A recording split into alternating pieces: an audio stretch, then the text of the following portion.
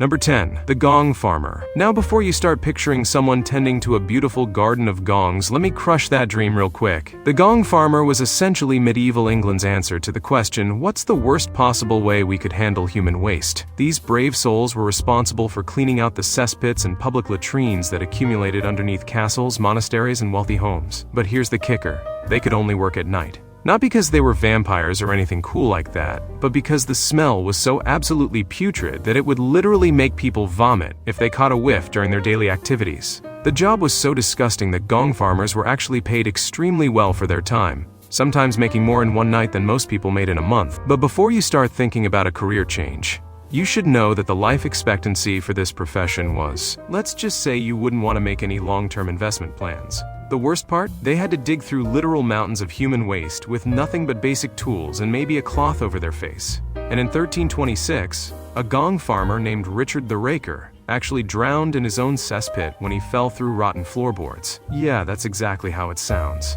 Number 9. The Knockerupper. Okay, before your mind goes to weird places, this was actually a legitimate profession in industrial Britain. The Knockerupper was essentially a human alarm clock who would go from house to house in the early morning hours, tapping on windows with long sticks to wake people up for work. Now, you're probably thinking, well, that doesn't sound disgusting at all. Why is this on the list? Well, here's the thing. Most of these workers had to start their rounds at around 4 a.m., which meant they were walking through streets that were basically open sewers. We're talking about an era when people literally threw their chamber pot contents out of windows onto the street below. So picture this. You're walking through ankle-deep sludge that's a delightful mixture of human waste, rotting food, dead animals, and whatever other lovely surprises the night had to offer, all while trying to accurately hit specific windows with your stick. And if you missed someone's window, well, they'd miss work, lose pay, and probably take it out on you the next morning. The irony? These people literally had to wake up earlier than everyone else, but who was waking up the Knockeruppers? Some of them would tie strings to their toes and hang them out of windows so late workers could pull them. Others just never really slept, which honestly sounds like my college experience, except with significantly more human waste involved. Number 8. The Toshers. Welcome to Victorian London, where apparently someone looked at the city's sewer system and thought, you know what,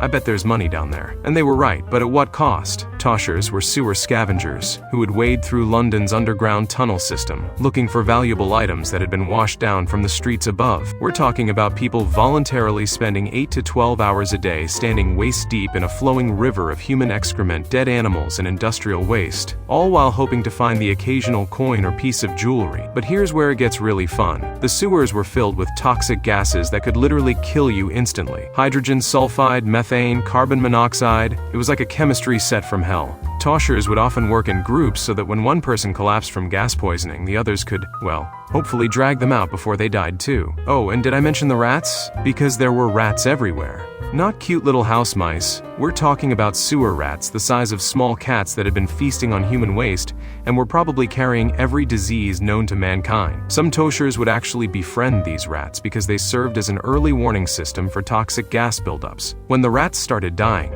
you knew it was time to get out. The craziest part? Some of these guys actually made decent money. They'd find everything from silverware to jewelry to coins, and occasionally someone would strike it rich with a really valuable find. But most of them died young from disease, toxic gas exposure, or drowning in sewage. So really, it was like playing the lottery, except the tickets cost years off your life. Number 7. The Leech Collector. Ah yes, the good old days when medical treatment involved applying slimy blood-sucking parasites to your body. Someone had to collect those leeches, and unfortunately, that someone was usually a poor person who really needed the money. The most common method for leech collection was called leech gathering, which involved wading into swamps, ponds, and marshes with your bare legs exposed, then just standing there and waiting for leeches to attach themselves to you. Once you were sufficiently covered in blood-sucking parasites, you'd carefully remove them one by one and drop them into a container. Now you might be thinking, well, at least it's just leeches, right?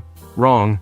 These collectors would often end up with dozens of leeches attached to their legs at once, and removing them improperly could cause serious bleeding or infection. Plus, they were working in stagnant water that was basically a breeding ground for every waterborne disease you can imagine. But wait, there's more. Some leech collectors would use horses or cattle as bait instead of their own legs. They'd lead the animals into leech-infested waters, and then spend hours picking leeches off of terrified, bleeding livestock. The animals would often become so weak from blood loss that they'd collapse, and sometimes the collectors would have to choose between saving the animal or saving their day's worth of leeches. The really dedicated collectors would even breed leeches in their own homes, keeping them in containers filled with, well, let's just say the leeches needed to be fed regularly. and blood doesn't stay fresh for very long. Imagine having house guests over and having to explain why your living room smells like a butcher shop. Number 6. The Night Soil Man. If you thought the Gong Farmer was bad, meet his cousin who somehow made the job even worse.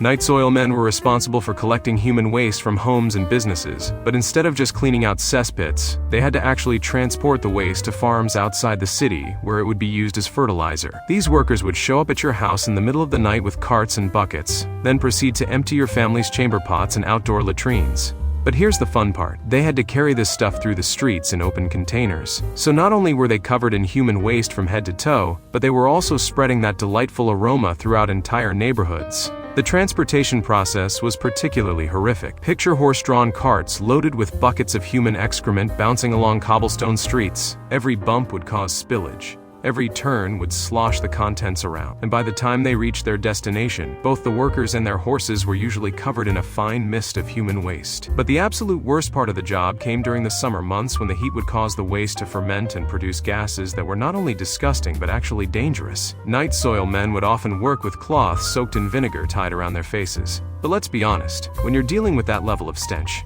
a piece of cloth isn't going to make much difference. Some of these workers would actually develop a condition called night soil poisoning from prolonged exposure to the toxic gases and bacteria. Symptoms included nausea, headaches, skin rashes, and sometimes death. But hey, at least they were providing an essential service to society, right? Number 5. The Mudlark. Victorian London strikes again with another job that makes you grateful for modern employment laws.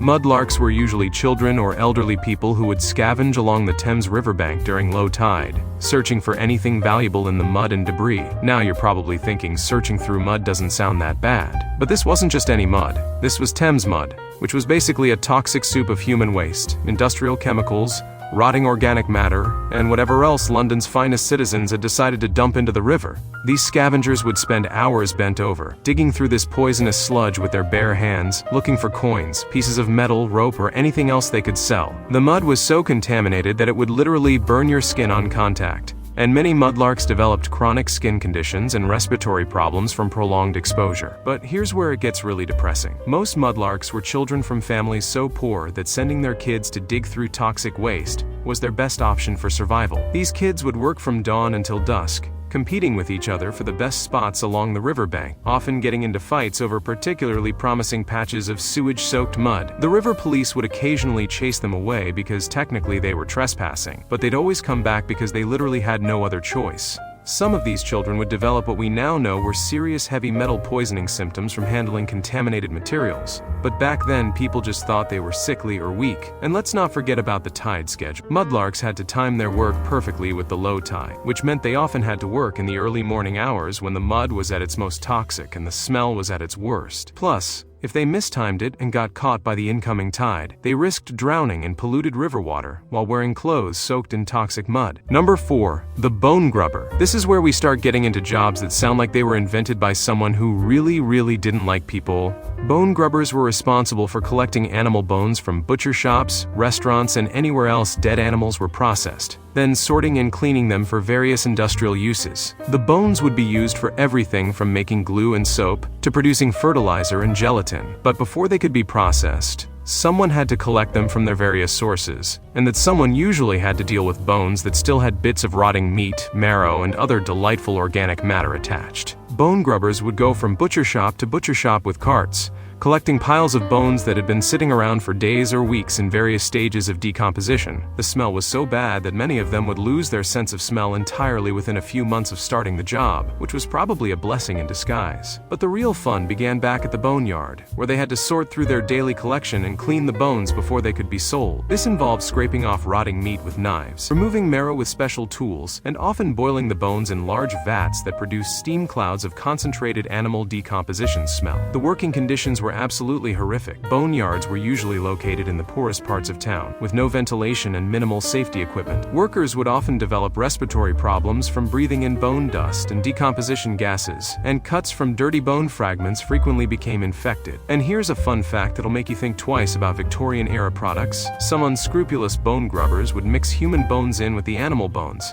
especially if they could get them from graveyards or morgues. So that nice Victorian-era soap your great-great-grandmother used? There's a non-zero chance it contained processed human remains. Number 3. The crossing sweeper. Picture this. You're living in Victorian London, a city where horses are the primary mode of transportation, which means the streets are literally covered in a thick layer of horse manure mixed with mud, garbage, and human waste. Someone has to keep the pedestrian crossings clear so that wealthy people can walk from one side of the street to the other without ruining their fancy shoes. That someone was the crossing sweeper, and their job was to stand at busy intersections all day, every day, with nothing but a broom and maybe a shovel, constantly pushing aside the endless stream of filth that accumulated on the streets. Now, this might not sound too bad compared to some of the other jobs on this list, but consider this. London had thousands of horses, producing tons of waste every single day, and rain would turn this waste into a thick, sticky sludge that was incredibly difficult to move. Crossing sweepers would be bent over for 12 to 16 hours a day, breathing in dust and fumes from decomposing organic matter while trying to keep small patches of street relatively clean. But here's the kicker. They weren't paid by the city or any official organization. Instead, they had to rely on tips from pedestrians who appreciated their service.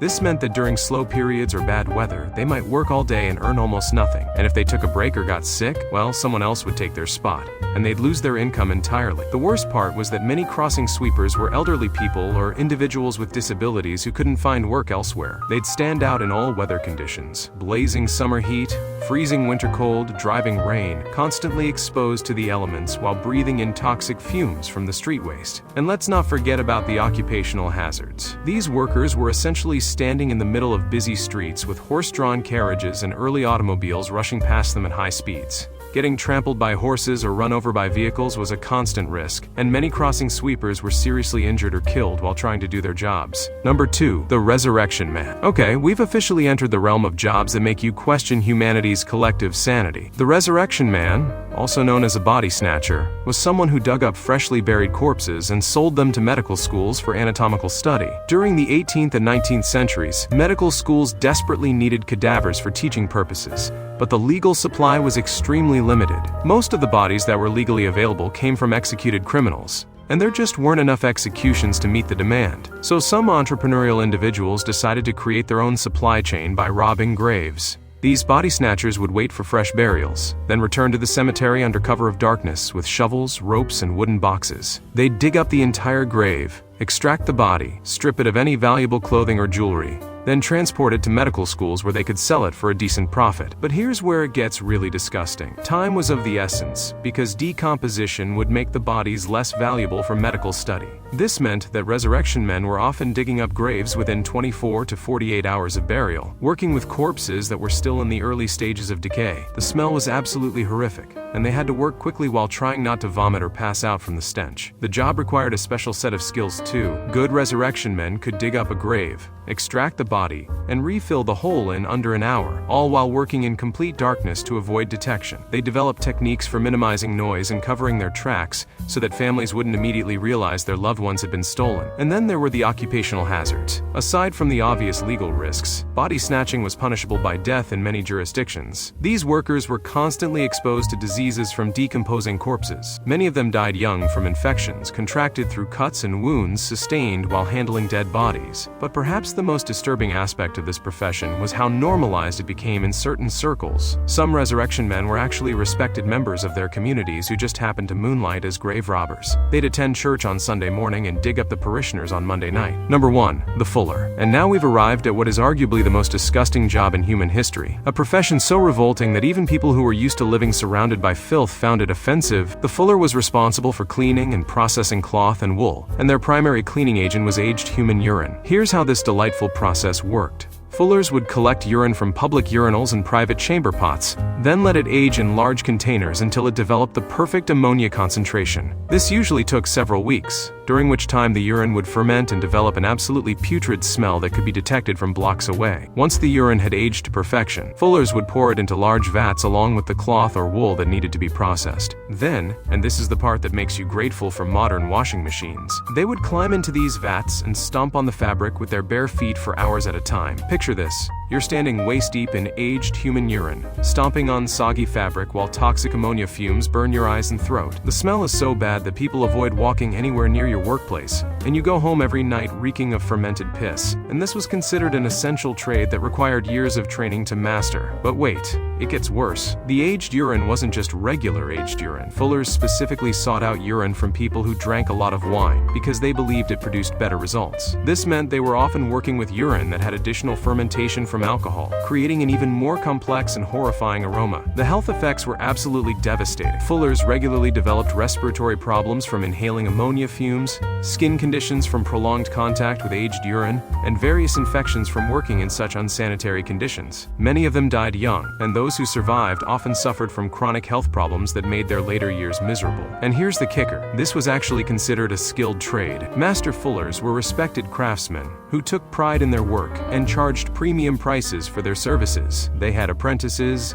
guilds, and professional standards. Someone looked at the process of stomping fabric in aged urine and thought, you know what, this needs to be professionalized. The worst part? This practice continued well into the Industrial Revolution in some parts of the world, even after mechanical processes were developed. Some fullers insisted that the traditional urine stomping method produced superior results. They were literally choosing to stand in pools of aged human waste rather than adopt modern technology. So the next time you're having a bad day at work, just remember that somewhere in history, someone spent their entire career standing, knee-deep in fermented urine, stomping on soggy fabric while their co-workers discussed the relative merits of wine drinker piss versus regular piss. And they probably made less money in a year than you make in a week.